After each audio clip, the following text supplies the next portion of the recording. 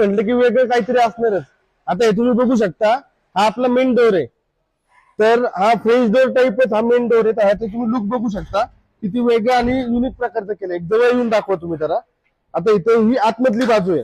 त्या आतमधल्या बाजूने आपण ह्याला ग्रिल दिलेला आहे, त्याचप्रमाणे ग्लास पण दिलेला आहे. सेकंड पार्ट खाली पत्रा आहे.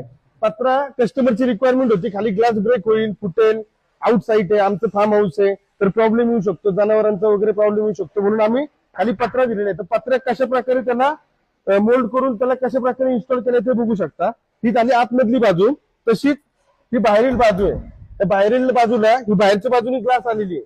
ही ग्लास ब्रेक केली की आतमध्ये ग्रिल आहे, म्हणजे सिक्युरिटीचा पार्ट एकदम उत्तम आहे. त्याच पद्धतीत ह्याला पत्रा बघू शकता, जवळ घ्या एक मिनिट.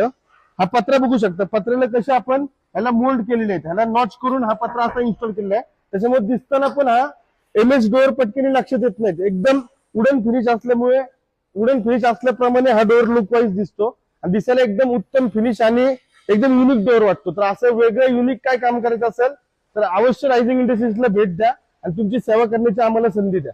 धन्यवाद.